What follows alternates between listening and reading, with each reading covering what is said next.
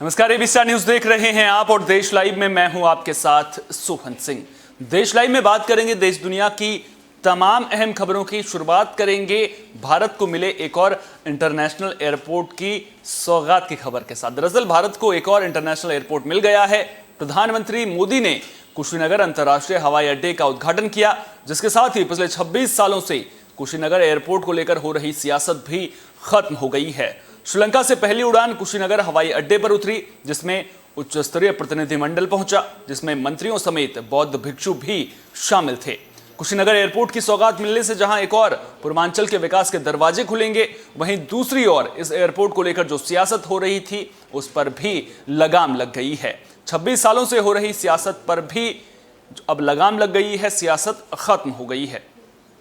हम सबका सौभाग्य है कि पूर्वी उत्तर प्रदेश जो आजादी के बाद से लगातार उपेक्षित था, उस पूर्वी उत्तर प्रदेश के विकास की एक नई उड़ान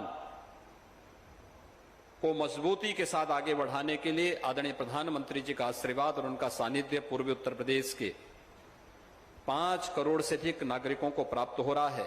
इस अवसर पर मैं तथागत भगवान बुद्ध की इस पावन धरती पर आदरणीय प्रधानमंत्री जी का हृदय से स्वागत करता हूं, अभिनंदन करता हूं। प्रधानमंत्री जी ने यही बात तो कही थी यूएन में कि दुनिया ने युद्ध दिया होगा, लेकिन भारत ने दुनिया को बुद्ध दिया है। तो जब बुद्ध की बात करते हैं तो उत्तर प्रदेश और भारत का संदेश देश के कोने कोने में जाता है। भगवान बुद्ध से जुड़े हुए सर्वाधिक स्थल उत्तर प्रदेश में हम सबका गौरव है।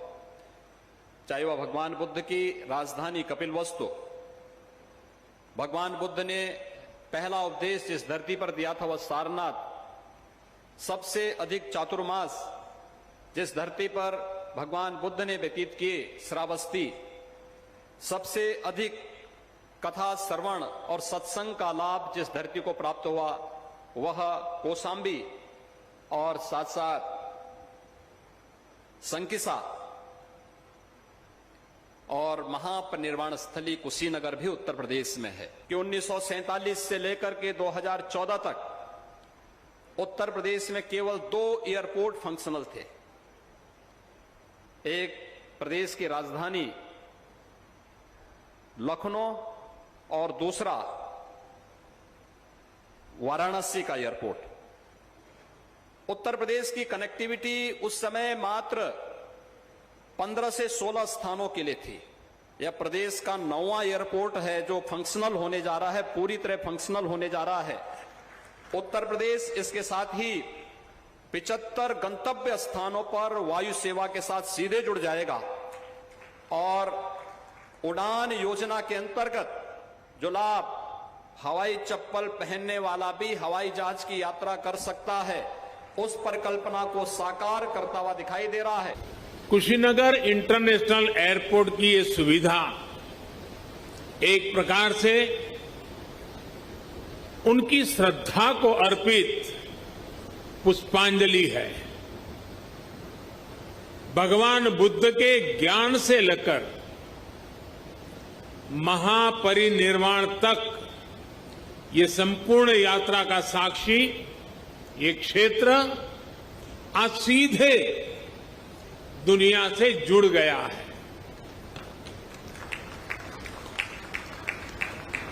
श्रीलंकन एयरलाइंस की फ्लाइट का कुशीनगर में उतरना इस पुण्य भूमि को नमन करने की तरह है। कुशीनगर का ये इंटरनेशनल एयरपोर्ट दशकों की आशाओं और अपेक्षाओं का परिणाम है। मेरी खुशी आज दोहरी है। आध्यात्मिक यात्रा के जिज्ञासु के रूप में मन में संतोष का भाव है और पूर्वांचल क्षेत्र के प्रतिनिधि के रूप में भी ये एक कमिटमेंट पूरा होने की घड़ी भी है। भगवान बुद्ध से जुड़े स्थानों को विकसित करने के लिए, बेहतर कनेक्टिविटी के लिए, श्रद्धालुओं की सुविधा के निर्माण पर भारत द्वारा आज विशेष ध्यान दिया जा रहा है। कुशीनगर का विकास यूपी सरकार और केंद्र सरकार की प्राथमिकताओं में है। यूपी के आगरा में पुलिस हिरासत में सफाई कर्मी की मौत पर अब राजनीति गरमाने लगी है। बुधवार को आगरा जा रही कांग्रेस महासचिव प्रियंका गांधी के काफिले को आगरा एक्सप्रेस वे के एंट्री पॉइंट पर रोक लिया गया था। प्रियंका गांधी आगरा में पुलिस कस्टडी में मारे गए व्यक्ति के परिजनों से मिलने जा रही थी। पुलिस ने उन्हें हिरासत में ले लिया और पुलिस लाइन लेकर गई। इस पर जानकारी देते हुए प्रियंका गांधी ने ट्वीट किया कि अरुण वाल्मीकि की मृत्यु पुलिस हिरासत में हुई, उनका परिवार न्याय मांग रहा है। मैं परिवार से मिलना जाना चाहती हूं। यूपी सरकार को डर किस बात का है, क्यों मुझे रोका जा रहा है। भगवान वाल्मीकि की जयंती है। पीएम ने महात्मा बुद्ध पर बड़ी बातें की, लेकिन उनके संदेशों पर हमला कर रहे हैं। उन्होंने पूछा कि क्या आगरा में पुलिस हिरासत में मारे गए अरुण वाल्मीकि के लिए न्याय मांगना अपराध है। बीजेपी सरकार की पुलिस मुझे आगरा जाने से क्यों रोक रही है, क्यों हर बार न्याय की आवाज को दबाने की कोशिश की जाती है। मैं पीछे नहीं हटूंगी। इससे पहले उन्होंने कहा था कि किसी को पुलिस कस्टडी में पीट कर मार देना कहां का न्याय है। आगरा पुलिस कस्टडी में अरुण वाल्मीकि की मौत की घटना को प्रियंका ने निंदनीय बताया। उन्होंने कहा कि उत्तर प्रदेश सरकार भगवान वाल्मीकि की जयंती के दिन उनके संदेशों के खिलाफ काम कर रही है। उच्च स्तरीय जांच और पुलिस वालों पर कार्रवाई हो और पीड़ित परिवार को मुआवजा मिले। वहीं पुलिस कस्टडी में सफाई कर्मी की मौत के मामले में प्रशासन ने इंस्पेक्टर, दारोगा और 3 सिपाही को सस्पेंड करते हुए इनके खिलाफ हत्या का केस दर्ज कर लिया है। आपको बता दें कि उसके बाद जब प्रियंका गांधी को हिरासत में लिया गया था, उसके बाद उन्हें छोड़ दिया गया था और 4 लोगों के साथ में परिवार से मिलने की इजाजत दी गई थी, जिसके बाद प्रियंका गांधी पीड़ित परिवार से उन्होंने मुलाकात भी की और उसके बाद 30 लाख रुपए मुआवजे का भी ऐलान किया। तो इससे पहले आपको याद होगा प्रियंका गांधी वाल्मीकि बस्ती में झाड़ू लगाती हुई नजर आई थी और अब जिस तरह से उन लगातार सियासत उत्तर प्रदेश में तेज हो रही है, उसके बाद कहीं ना कहीं जो वाल्मीकि समाज का वोट बैंक पहले कांग्रेस का कोर वोट बैंक माना जाता था, कांग्रेस को वोट करते थे, अब कहीं ना कहीं प्रियंका एक बार फिर से इस वर्ग को साधने की कोशिश करती हुई नजर आ रही हैं।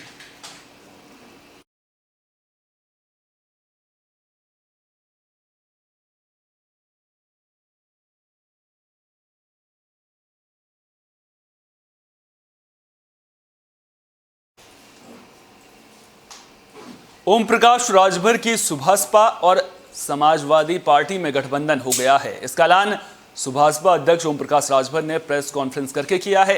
राजभर ने कहा कि प्रदेश की जनता परेशान है, हमारी अखिलेश यादव के साथ सहमति बन गई है, लोग बीजेपी से परेशान हैं, हम उन्हें सत्ता से हटाने के लिए आए हैं। बताया जा रहा है कि दोनों नेताओं में 14 सीटों पर सहमति बनी है। आपको बता दें कि ओम प्रकाश राजभर ने बुधवार को अखिलेश यादव से मुलाकात की। इसके पहले राजभर के बीजेपी से गठबंधन करने के कयास लगाए जा रहे थे। सपा ने ट्वीट कर इसकी घोषणा कर दी है। ट्वीट में कहा गया है कि वंचितों, शोषितों, पिछड़ों, दलितों, महिलाओं, किसानों, नौजवानों, हर कमजोर वर्ग की लड़ाई समाजवादी पार्टी और सुभाषपा मिलकर लड़ेंगे। सपा और सुभाषपा आए साथ यूपी में भाजपा साफ। अखिलेश यादव से मुलाकात के बाद राजभर ने बयान दिया कि आज अखिलेश यादव से मुलाकात हुई, हमने गठबंधन के लिए समाजवादी पार्टी, बीएसपी, कांग्रेस और बीजेपी को निमंत्रण दिया था। अखिलेश यादव ने हमारे न्योते को स्वीकार किया। हमारी उनसे 1 घंटे बात हुई। 27 तारीख को महापंचायत रखी गई है, जिसमें वंचित, दलित और अल्पसंख्यक वर्ग के लोग शामिल होंगे। सीटों के लिए 27 के बाद बैठक कर बात कर लेंगे। उन्होंने कहा कि समाजवादी पार्टी 1 सीट भी नहीं देगी तो भी हम उनके साथ रहेंगे। राजभर ने कहा कि इस वक्त राज्य में बीजेपी नफरत की राजनीति कर रही है, व्यापारी और नौजवान सभी परेशान हैं। उन्होंने ये भी कहा कि भागीदारी संकल्प मोर्चा में सीटों का विवाद नहीं है। तो अब सुभाषपा और समाजवादी पार्टी साथ आ गए हैं और अब ये गठबंधन कितना लंबा चलेगा ये देखने वाली बात होगी। हालांकि ओम प्रकाश राजभर कह रहे हैं कि अगर 1 भी सीट नहीं देंगे तब भी साथ देंगे। अब ऐसे में सवाल उठता है कि आखिर समाजवादी पार्टी में ओम प्रकाश राजभर की पार्टी इतनी दिलचस्पी क्यों दिखा रही है और जिस राह पर अखिलेश यादव चले हैं, क्या वो उनकी राजनीति सही रास्ते पर चलती हुई नजर आ रही है।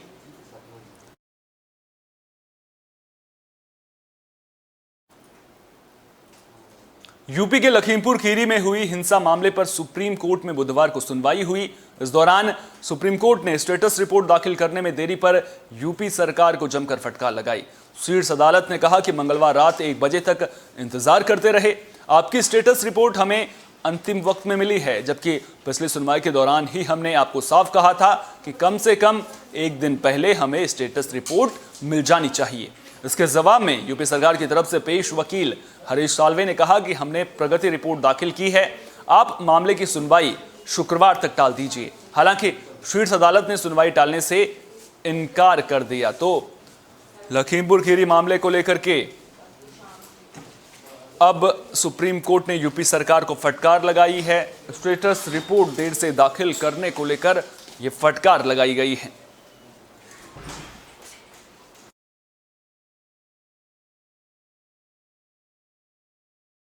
बांग्लादेश में इस्कॉन मंदिर पर हुए हमले के बाद इस्कॉन बांग्लादेश का ट्विटर अकाउंट सस्पेंड कर दिया गया है। ट्विटर के इस कदम पर इस्कॉन ने नाराजगी जाहिर की है।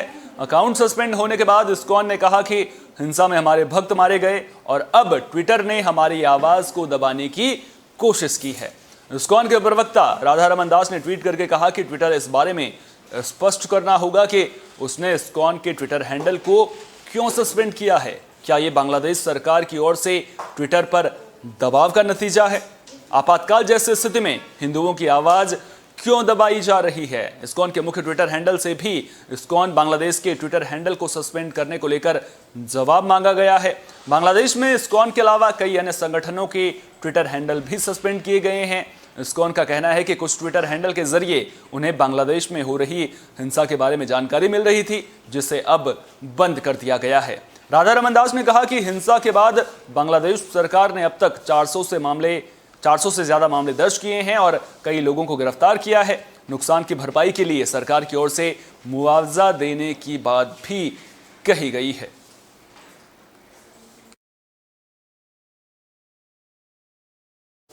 पिछले 17 सालों से फेसबुक एक ही नाम से जाना जाता रहा है, लेकिन अब इसकी रीब्रांडिंग की तैयारी चल रही है। खबर है कि फेसबुक का नाम बदलने वाला है और इसका आधिकारिक ऐलान जल्द ही फेसबुक के सीईओ मार्क जुकरबर्ग करने वाले हैं। अगले हफ्ते फेसबुक के एक इवेंट में नए नाम का ऐलान हो सकता है। एक रिपोर्ट के मुताबिक 28 अक्टूबर को फेसबुक का एक कॉन्फ्रेंस होने वाली है, जिसमें मार्क जुकरबर्ग फेसबुक के नए नाम का ऐलान कर सकते हैं। रिपोर्ट में कहा गया है कि फेसबुक ऐप के अलावा कंपनी के अन्य प्रोडक्ट जैसे इंस्टाग्राम, व्हाट्सएप, ओकुलस आदि के नाम को लेकर भी बड़े ऐलान हो सकते हैं। हालांकि इस रिपोर्ट पर फेसबुक की ओर से अभी तक कोई आधिकारिक टिप्पणी नहीं की गई है। इस सप्ताह की शुरुआत में ही फेसबुक ने कहा था कि वो अब मेटावर्स कंपनी बनने जा रही है, जिसके लिए उसने 10,000 लोगों को नियुक्त किया है और भविष्य में अन्य नियुक्तियां भी होंगी। मेटावर्स का मतलब एक आभासी दुनिया से है, जिसमें लोग फिजिकली मौजूद ना होते हुए भी मौजूद रहेंगे।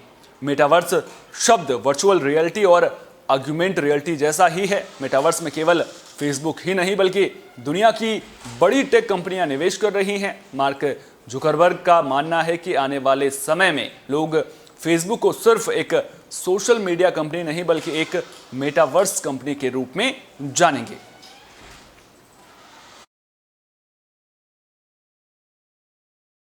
इस बुलेटिन में मेरे साथ इतना ही। देश दुनिया की तमाम अहम खबरों के लिए आप जुड़े रहिए बी स्टार न्यूज के साथ, क्योंकि यहां पर खबरों का सिलसिला कभी नहीं थमता।